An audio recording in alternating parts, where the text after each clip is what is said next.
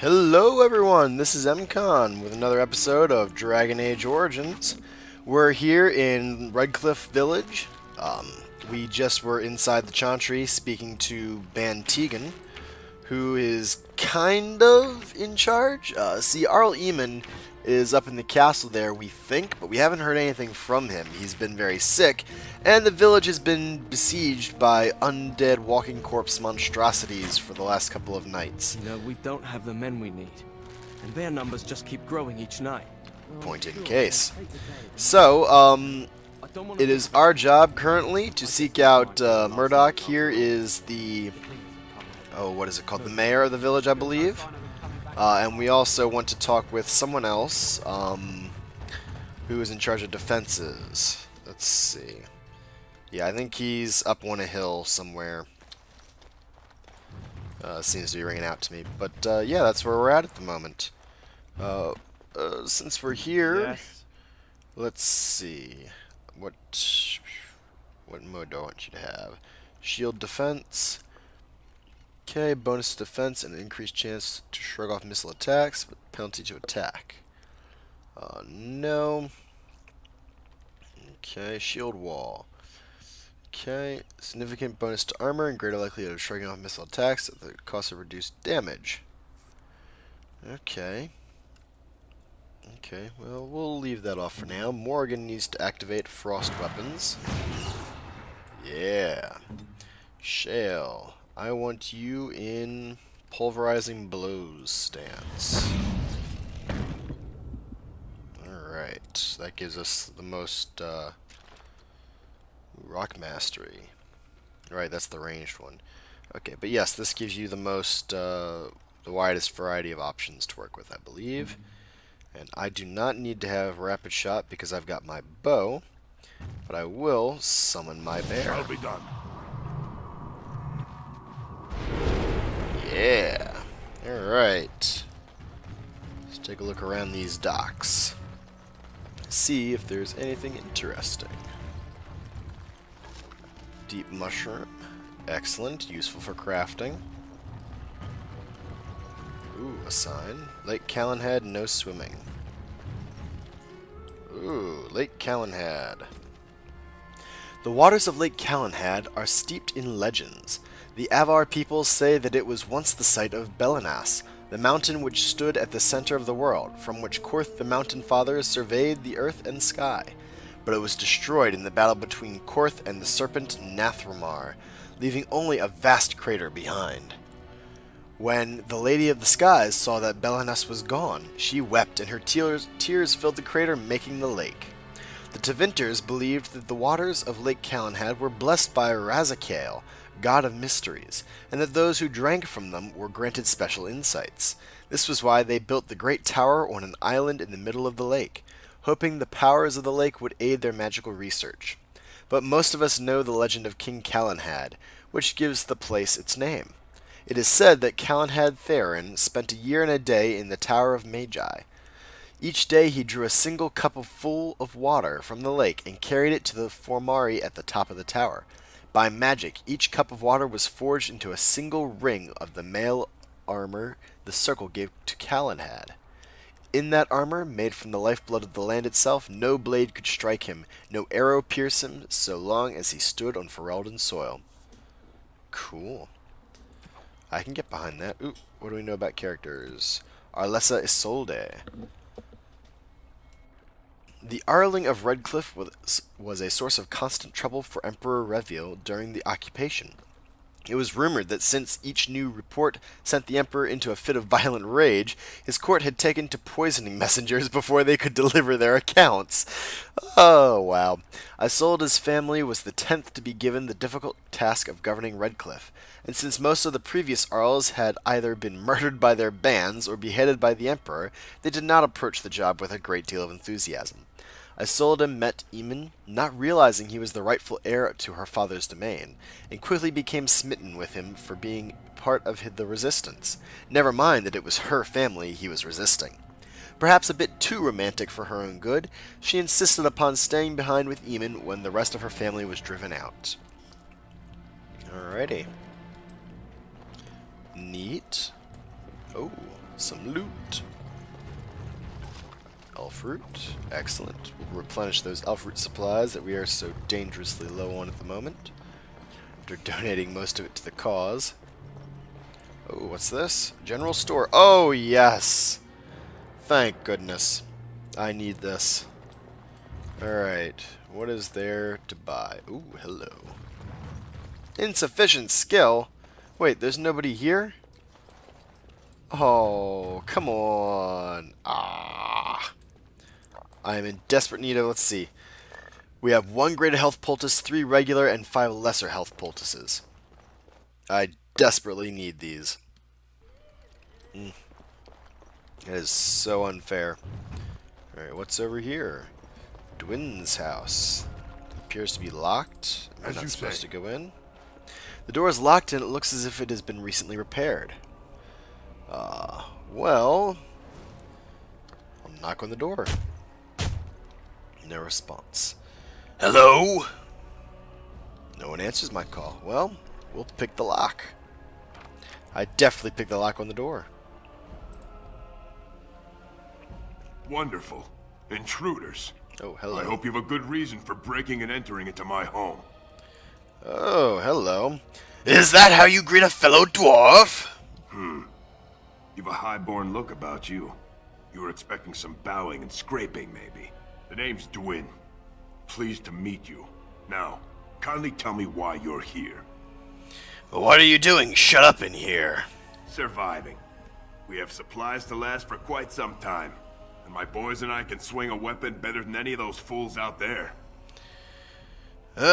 You should be out there helping defend the village. Why? When did this town ever rush to my rescue? Well, you're just a coward. You look more than competent. With you out there, they don't really need me, do they? Can't I change your mind? I have to admit, you've a better chance than most. At least another dwarf is likely to have a few rocks to rub together between their ears. Yeah, that's What right. do you have in mind, then? Let's hear it. I could put in a good word for you back in Orzammar. Uh-huh. And that means exactly what? Nothing. I'm a surface dwarf. And if you're still welcome there, more power to you. Well, it was worth a try. I could put in a good word for you with Bantegan or the Jarl. You might just be able to pull that off. Fine. I'll throw in with the militia. For now. You better be out there too when the sun goes down. I'm not fighting for a lost cause, you hear me? Hey, look at that. Oh, Morgan leveled up. Morgan is now level 11. She's leveling quicker than I am. But good, I'm glad that we were able to convince him to help out. Oh, nothing for us to loot. How about over here? Also, nothing for us to loot. Very small house. Very well. Oh, cool. Maybe Redcliff will stand a chance then tonight. Morgan, yeah! Alright, let's up your magic. And what's willpower do again? Cast more spells because of deeper mana pool. Okay. Well, let's get a bunch of magic. Arcane Warrior, Blood Mage, Spirit Healer. Alrighty. So we can upgrade your shape-shifting, which, you know, Morgan is awesome with that, but I like a lot of her other possible abilities, personally. Let's see then. We can't yet get to Blizzard. We need one more magic. Ugh, one more. That sucks. Just short. Just got a lightning bolt. Do we need shock? Shock is another, yeah, cone. Rejuvenate, which isn't bad, but I don't want to particularly put you into creation yet. You were working on spirit. That's right. We've got the force field and mind blast. Telekinetic weapons is a sustained. While this mode is active, the caster enchants the party's melee weapons with telekinetic energy that increases armor penetration. Okay, eventually leading to crushing prison. Caster encloses a target in a collapsing cage of telekinetic force, inflicting spirit damage for the duration of the possibility shattering and possibly shattering those that have been petrified or frozen solid. Blah!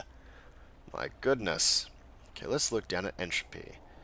Affliction hex, penalties to cold resistance, electricity, fire, nature, and spirit. Okay. Alright. How about sleep? All hostile targets in the targeted area fall asleep unless they pass a mental resistance check, although they wake when hit. Sleeping enemies cannot resist the horror spell, which will inflict additional damage. Nice. I didn't even know she had disorient. Huh. Okay, drain life can go into death magic. While active, the caster draws in nearby entropic energy, draining residual life force from any dead enemy nearby to heal the caster. Cool. Which leads to Curse of Mortality. The caster curses a target with the inevitability of true death. While cursed, the target cannot heal or regenerate health and takes continuous spirit damage. Nice. And Death Cloud. Ooh. Okay. But friendly fire possible. Heh. Alright. Tempest. Cool. Chain Lightning. Oh, that looks fun. You know what? Let's work our way towards this. Alright. So Morgan now has Shock. Yes. Mwahaha. I want to remove Spider Shape for the moment because it is not something that I have her use. And then Tactics. Morgan's got all of her tactics full, so I'll have to use any other ones. That's fine. Alrighty. And nothing this way. Dun, dun, dun, dun, dun. How many other forms can the Swamp Witch become? Several. Can it become a golem? Seeking companionship, are you?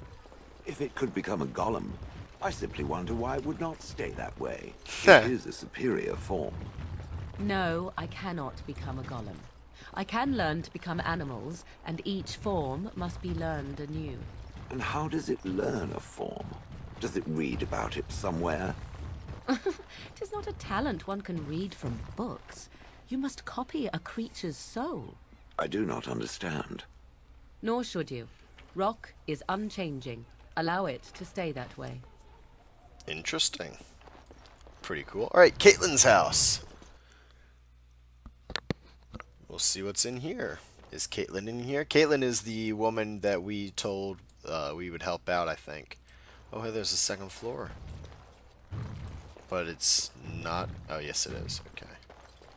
Shale, you are noisy. Ooh, It has a book. begun. The Legend of Calenhad, Chapter 1. Let us read. Prior to the crowning of King Calenhad, Ferelden was little more than a collection of independent Arlings and Terniers. Terniers? That's a new one for me. That warred on each other constantly over petty matters. Calenhad was born in 510 Exalted as the third son of a high-ever merchant on hard times. He was eventually sent to a distant cousin, a poor young knight named Sir Foranen, who made Calenhad his squire and dog handler. As the tale goes, Sir Foranen, Sir Foranen and his squire became caught up in one of the Wars of Unity at the time.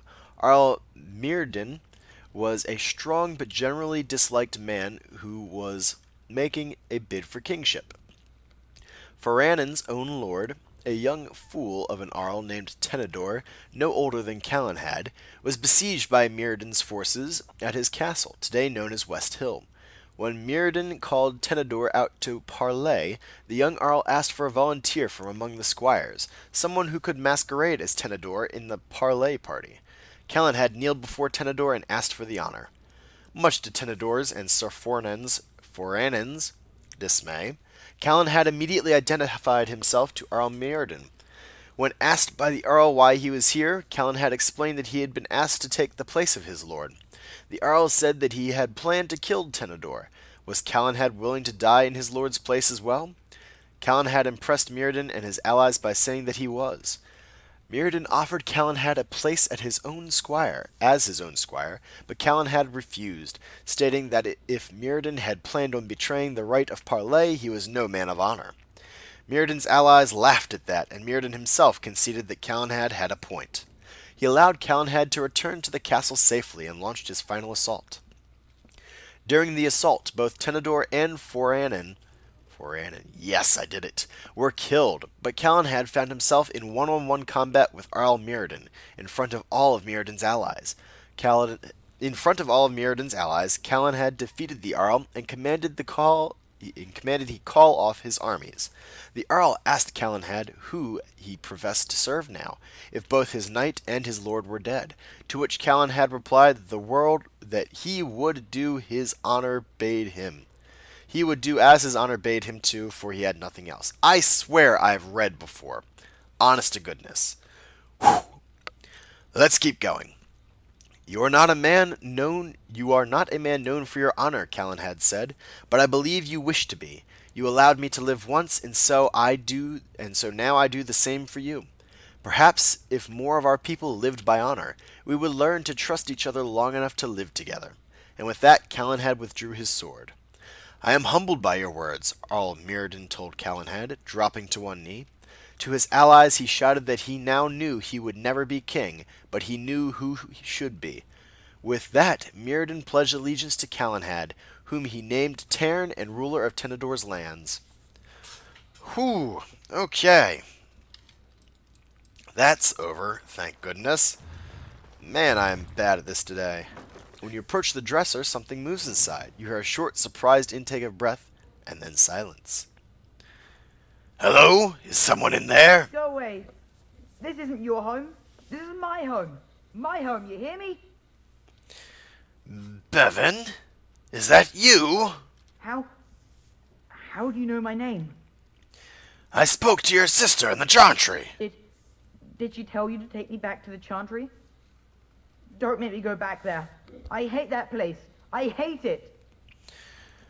What, you hate it? Don't you think your sister might be worried about you, though? Maybe. But she just tells me not to be scared, even though she is. She tells me not to be sad, but she keeps crying because Mother died. I don't want to be sad. I'm brave. I'm going to be a hero. I'm going to fight them off. I will. From in there? No. I just heard you coming, and I guess that's not very brave of me, is it? I'll come out now. That's a good idea. All right. I came out. You won't hurt me. Will you? I'll go back to the chantry if you really want. First, tell me what you were doing in there, boy. I can't tell you. It's a secret. Oh, are you sure? Perhaps I could help you. You could. All right, I guess. Father said I could have his sword when I grew up. It was Grandfather's, and Grandfather was a great dragon slayer. I thought, if I was brave like Grandfather, I could use his sword and kill the bad people who took Mother. You had the right idea. You are indeed very brave. Thank you, sir. But the sword is too heavy for me. I guess I'm not as strong as someone like you. You'll grow up eventually, don't you worry about that, lad. That doesn't help us now. Caitlin says everyone's going to die tonight. Not if I'm here to help, they won't. Really? You must be very brave. I wish I was like you. Tell me, where is this sword of your grandfather's now? In the chest. In Mother's room. Father gave me a key, but I'm not supposed to give it to anyone. Well, I could use that sword to help defend the village tonight. I guess you're right. I should help defend the village, shouldn't I? Father would have if he were here. Oh, alright. Here's the key. I hope you use it to kill a lot of those bad people. I should go back to the Chantry. Good luck. That's a fine lad. Run along. Alright. Hey, we got a key? Oh, yeah. It sounds good. There's a legendary dragon killing sword. I can get behind this. I love that despite having played this game before, I don't remember everything about it, and so there's still things to be surprised about. It's pretty cool. The Green Blade. Alright. Plus 6 damage versus beasts. Cool. And it's a tier 4. This sounds like a good sword for Alistair. You currently have the Viridian Longsword. Well, well, well. The Green Blaze seems just up your alley. Same damage, but we've got the nature resistance and the damage versus beasts. Very nice. Okay. Alistair, yes. Very nice iced blade. Alright, and I've got an iced bow. Cool. Let's see. Cautionary tales for the adventurous. It was then that he realized he wasn't alone. The abandoned camp in front of him was unbelievably welcoming, like a mirage. The fire felt like a warm hand grabbing his heart. It reminded him of a previous life so long ago, when he was happy, running on the sunflower fields with his boy, the sun on his face, laying next to the fireplace with his beautiful wife in his arms. He felt a sharp pain in his heart. His thoughts shifted to that fateful day when everything changed. Blood was everywhere. He held the body of his dead wife in his arms. Around him the ashes of his burned house fell like snow. The stench was terrible. It smelled like darkspawn. He grabbed his axe, touched the icy cold hands of his boy, and left. He would kill them. He would kill them all. The pain in his heart was unbearable. He opened his eyes and saw the second most terrifying thing he would see in his life. A shadowy wraith leaning over him, leeching his life away. Around him the camp was gone, replaced by something familiar, almost peaceful. Bones, death, and despair. He wondered if all his life had been an illusion, if he'd ever had a family. For a brief moment he felt relief. You can't lose something you've never had. But being this close to death brought clarity. He knew it was real. Everything else was the illusion. You could see a smile on his torn face. He had been long waiting for this moment, for a long, long time. He lifted his weak arms, grasped the demon's face, and kissed it. It felt like kissing a cloud made of sand and dust. Suddenly, all sorrow left him, and with it the last bit of life he had. Before his limp body hit the ground, it was all over. He was finally free. From Cautionary Tales for the Adventurous by Brother Ramos of Gilherm, 794 Storm. That's neat, because this is totally talking about that campsite in the Brazilian forest that we visited. That is so cool. Shall be done. That is... I love this. I shall do it. Such a great world that's all interconnected. BioWare did an amazing job with this game. Never let anyone else tell you different. This is top notch. Alright. Let's talk with that mayor then. Oh, hello Dwin. Glad you stopped in. So you're the Grey Warden, are you? I heard they all died with the king. Well, I'm sure you didn't hear that we killed the king, right? Could be that I did. We aren't gonna turn aside anyone who wants to help, though. Don't take me for being an ingrate or nothing. Well, we do want to help however we can. You can trust us. Name's Murdoch, mayor of what's left of the village, providing we aren't all killed and hauled off to the castle tonight. Have faith, good man. We will defeat this evil together. I hope you're right. I've been trying to hold us together, but it isn't easy. Anyhow, you're here, and they tell me you're in charge. What can I do to help? We need what little armor and weapons we got repaired, and quickly, or half of us will be fighting without either. Owen's the only blacksmith who can do it, but the stubborn fool refuses to even talk. If we're to be ready for tonight, we'll need that crotchety bastard's help. Why does Owen refuse to talk to you? His daughter, Valena, is one of the Alessa's maids, so he hasn't heard from her since this whole business started. He demanded we attack the castle, break down the gate, and force our way in. I said it was impossible, but he wouldn't listen. He's locked himself in the smithy now. I can't force him to do repairs. He said he'd rather die first. That seems quite a conundrum. No one else can do these repairs? Not by nightfall, and not well enough that I'd be happy to test it in combat. If there were others, don't you think I'd ask them? Well, I'll see what I can do. I'd appreciate it. If he doesn't help, he'll die like the rest of us. What good will that do anyone then? I don't like being out here, Dwyn. Awesome. The mayor's giving me the evil eye. Well, he should. Because you're a good-for-nothing liar and a thief. Well, we don't understand why we're out here. We're out here because I say we're gonna help these people. And since I pay your wages, you're gonna do as I say. Oh, sure, boss. Whatever you say. It's awesome. Alright, Murdoch, was there anything Have you else? spoken to Owen? Is he not the most stubborn fool you've ever met? I haven't talked to him yet, no. But I'd like to talk about Dwyn. Thanks for persuading him to come out here. He's going to be a great help.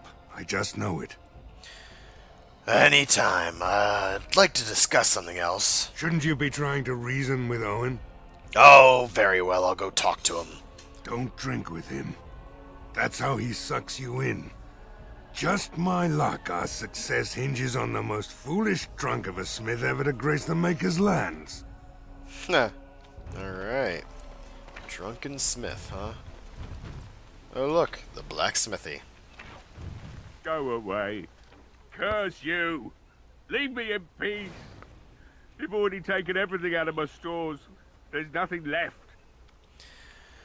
Is this Owen the blacksmith?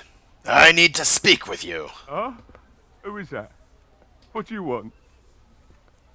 I've been through enough. I'd prefer not to speak through a door. Can I come in? All right. Let me undo the locks. All I ask is that you don't make any A trouble. little shrug. Alright, thank you, Owen. It has begun. Somebody's been drinking. So I let you in. You wanted to talk. Now we're talking. Mind telling me who you are? You can call me Durin, a Grey Warden, who was very interested in helping Bantegan. A Grey Warden, is it? It takes all kinds. Funny, you didn't sound like a dwarf through the door. Can't say I expected that. Anyhow, my name's Owen, though you might already know that. Care to join me as I get besotted? Or is there something in particular you wanted? As a matter of fact, there is. Why exactly have you locked yourself in the smithy, Owen?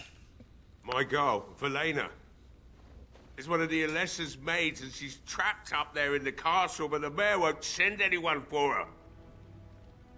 She's been my life since my wife passed on 2 years ago.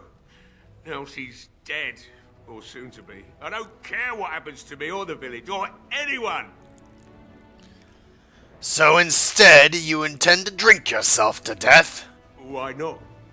It's not like we're going to live past the night anyhow. Or are you going to save us? I certainly intend to try. Is that so? Maybe it's the drink talking, but you almost sound like you believe that. It'd do me the world of good to think maybe someone like you could go in and find her. Provided any of us live through the night. What about the militia? They need your help. If you look for Valena, I'll reopen the smithy and make some repairs for the militia. I can do that much. Yes, I think I can do that. Not good enough. Murdoch said the same damn thing, and I didn't believe him either. You were asking a great deal, you wretched little man. I want a promise. Promise me that you'll look for her. That you'll bring her back to me if you can. All right. I promise you, I'll find her. I'll accept that. It's something to hope for, at least. Oh, lovely. Shall we next begin rescuing kittens from trees? Right then. It seems I have some work to do relighting the forge, and I suppose I'll have to find some iron. Maybe at the mill. Oh, Murdoch just better send his men here as soon as possible if I'm gonna get to all these repairs and get them done by nightfall. If you need anything done, well, just let me know. I've got a lot to do now, so you'll have to excuse me. Alright, of course Morgan disapproves. Look at that, Morgan's at exactly 0 again. Alright, Owen. I must admit, it feels good to be up and doing something finally. There's no way I'm sobering up before morning, however. Let's talk business. Right. I haven't got much, obviously, but I'll do whatever I can for you. Okay. Is there anything we want to sell to him? We can get rid of that longsword now. But I think that's it. Alright, anything useful? Weapons. Nope. We don't need that. We definitely don't need that. Armor. Soldier's helm. Okay.